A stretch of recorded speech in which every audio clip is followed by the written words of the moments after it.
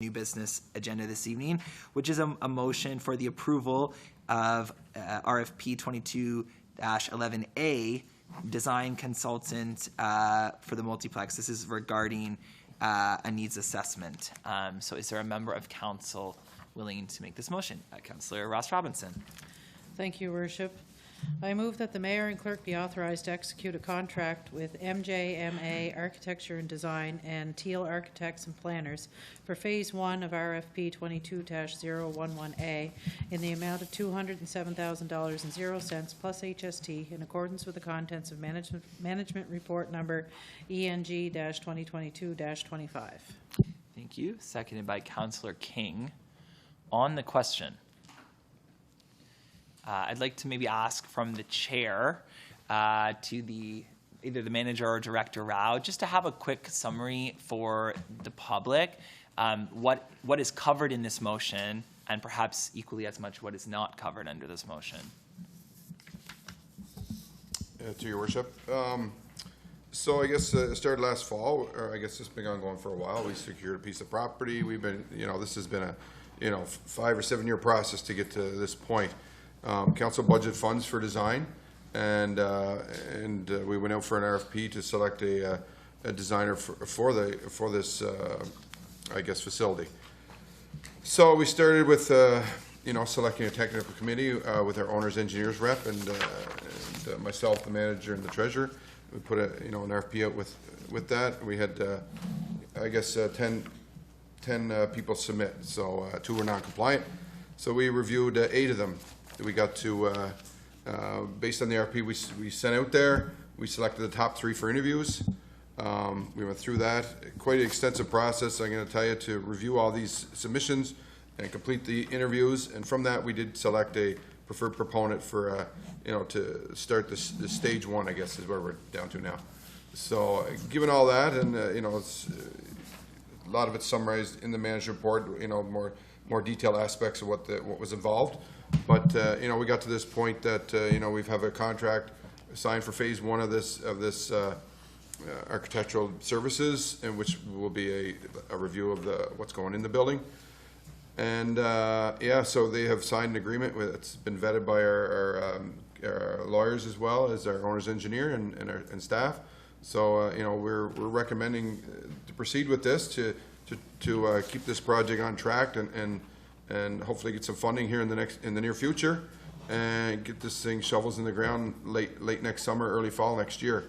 As detailed in the recommendations, if we do delay any further, it will delay our construction, another construction year, which will add, we think, considerable cost to the project. So we recommend that we start the project here and confirm what's going in it. So I guess that's a summary of the report.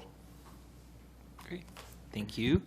And just a quick follow-up, maybe this would be to the manager or, again, to Director Rao, but it's my understanding that this piece of the project is required no matter how much funding we secure from provincial and federal governments.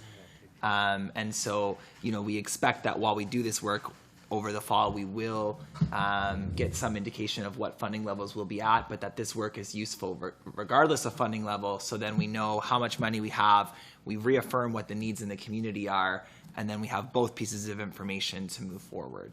Yeah, to supplement what Mr. Rao had said, when the RFP was issued, it was issued with the assumption that we would be in a position now to know our federal and provincial funding partner status based on representations made by the federal government that would be known in June. That did not happen. So your normal architect contract is literally a couple of $1 million.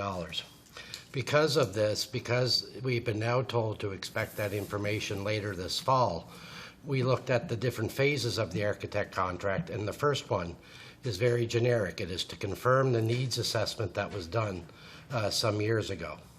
The second stage would be to do schematic drawings. That cannot be done without an approval of funding.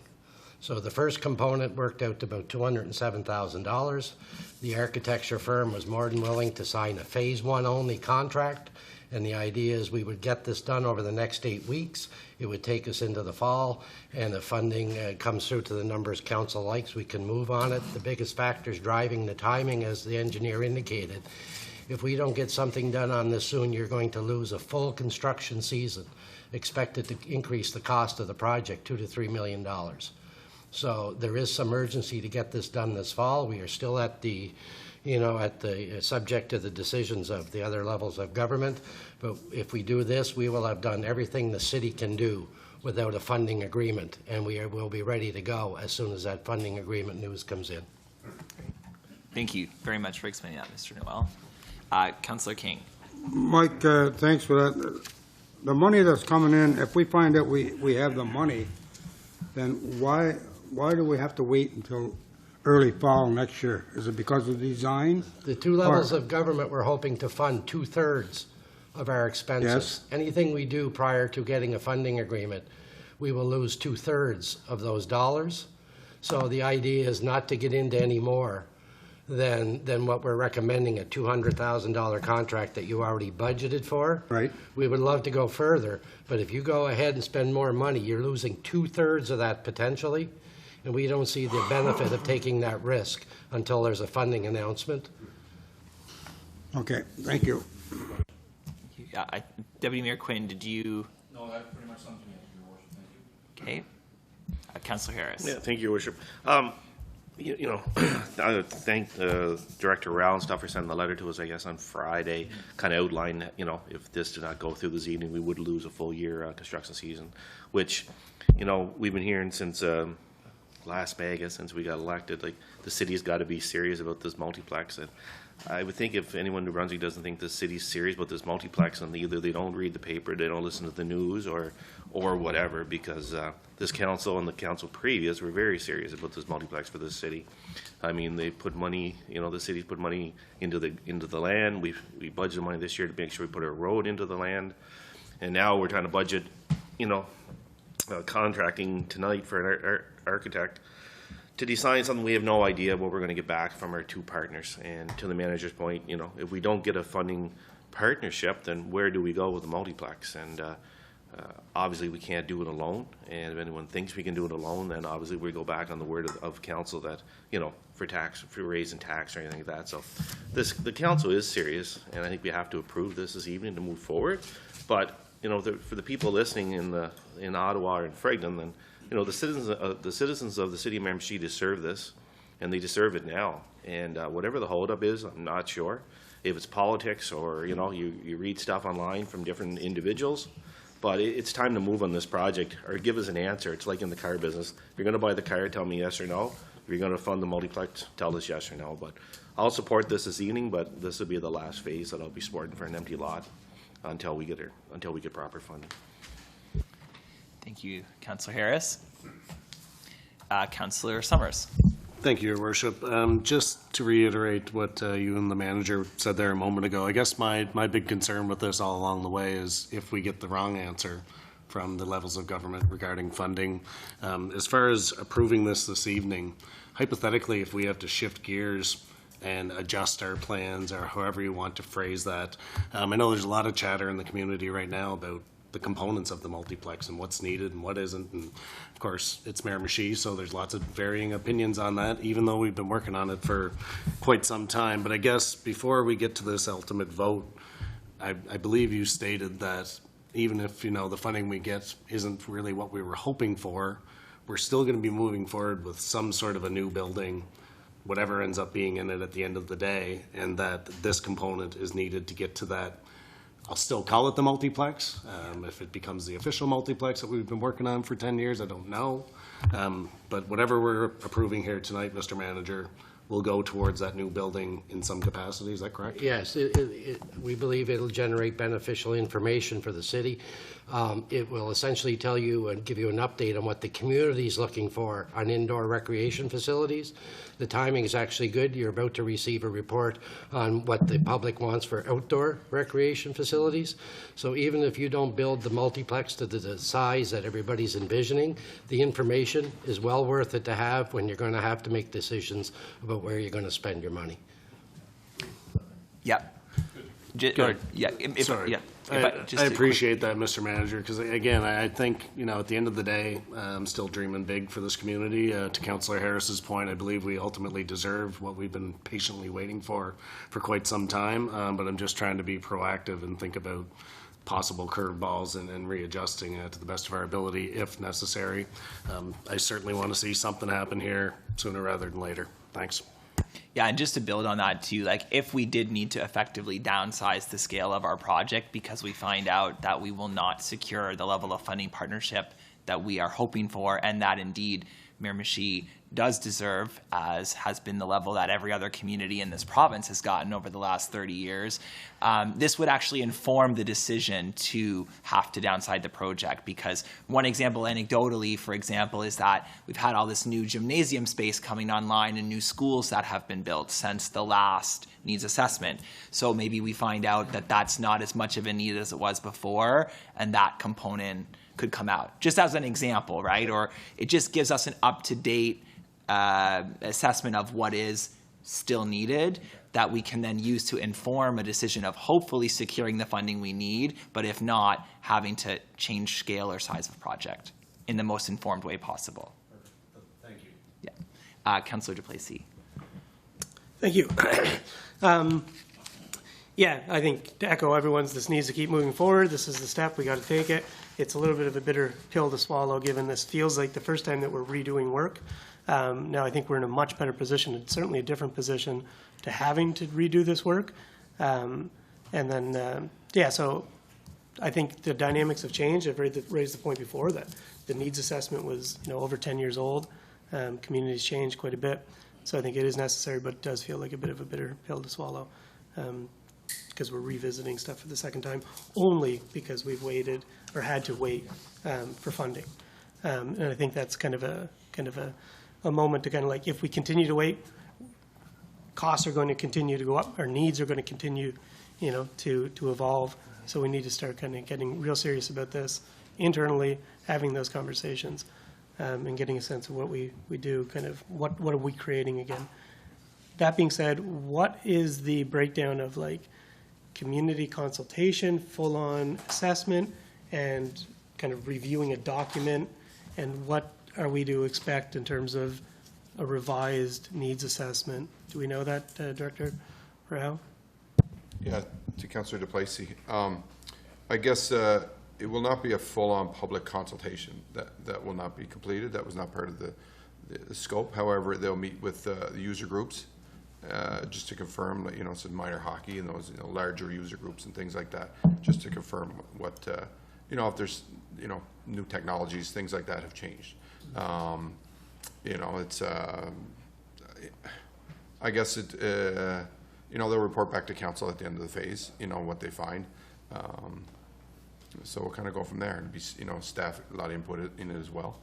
But yeah, they'll meet with their user groups and kind of go from there, just to reaffirm what they need and things like that. So any curveballs, I guess. Thank you. I think there'll have to be a little bit, certainly, because I know from our table, as soon as this goes, this gets public and we start talking, we're already getting lots of opinions and thoughts, and a lot of them are real. So there needs to be some type of formalized venue for even us internally to start having these conversations around user groups that were left out, that have continued to grow, some have dwindled, a whole lot of conversations. So I'd like some more of a formal process, even if it is utilizing counselors to do that process. Yeah, and we do have the Engage Miramichi asset, the online, the ability to collect that. But I guess, sort of building on, I think, what you're saying, Councillor, and to you, Director Rao, is ideally that need is based on some sort of data, like quantitative data. So it's, actual usage rates rather than people's opinions of what effectively they want. So it's got to be grounded in need, not, I think we should have 3 ice surfaces, or, I want one just for me kind of thing, if you want to speak to that. Yeah, sure. Just to your worship, just to add to it, they will review, the data of what the current usage is and update, based on trends and things like that. So right to your point, yes, it will be a data-based, review and talk to the stakeholders. I mean, I just, you know, it's not really public consultation that they're going to have open forums where people come in and give their opinions. That's not the intention. It's just to, you know, we have a you know, a report done 6-7 years ago. That's the basis of it, is to go through that and check the usage rates and work with staff and the user groups just to confirm what's in it, you know. I guess that's kind of the summary of how to put it. So yeah, I think we're all in agreement, on the same page. Good. Thank you. Councillor Johnston. Thank you, Your Worship. Look, the proverbial horse is out of the barn on this file as far as I'm concerned. We need to stay in the fray as a council, as a city administration, as a community on the multiplex file. In terms of economies of scale over the long term, we cannot afford not to have it, in my opinion. I fully respect and realize that it is foreboding to have to wait on different levels of government funding, but I also have faith that balance and reasonableness will come through in the end, and Miramichi will get what we need to follow through on this project. We cannot waver at this point, in my opinion. We have to see this through. It takes courage. It takes patience. I know folks are frustrated that we're still waiting on the fiscal piece, but at this point, I do believe we have no other choice but to have the patience and the courage to see this through and realize this file to completion. It's hard for folks as time goes on and the perception of needs change, that, you know, it causes more drama and it causes more talk in the community. I understand that, and people are concerned, and it seems like a lot of money. It is a lot of money, especially for a small city, but it's something that we need. It's something that makes fiscal sense. It's something that makes cultural sense, and as a community, administration, as a council, we have to see it through. I'm not worried about curveballs. I just don't want to strike out. And I think we have the patience. We're going to hit a home run. Thanks. Yeah, I would say as well, and we've talked about this in other meetings and publicly, that we spent literally years without even understanding what the path would look like or the timeline, or having like so much ambiguity. We now know that there is a process in place. It will be by the end of this fiscal year that the provincial government will fully allot $300+ million of federal infrastructure money. They have committed to that publicly. As relates to our project, you know, we are having more detailed conversations than we've ever had, and there'll be a couple of rounds of lists sent from the province to the federal government in the months ahead. So we will know definitively, and some of us have said it tonight and we've said it before, we'd rather know that we're not getting something or that we're getting less than we think, so then we can at least plan. We will definitively know how much federal and provincial funding support we will have at the end of this fiscal year. That much is clear. So it's not an ambiguous wait. There's only a matter of months, and I am feeling very optimistic that we are heading in the right direction. And so, yes, hopefully it will be the amounts that we've been planning for, and that you know, like everyone else has received around the province. But even if it isn't, we will have all the information to move forward one way or another in just a matter of months. And the motion tonight is to provide us with additional information, again, to make informed decisions in the months that are coming quickly ahead. So if there are any other questions or comments, we'll ask for them now. And if not, I will call the vote. So it looks like we're good. I will call the vote. All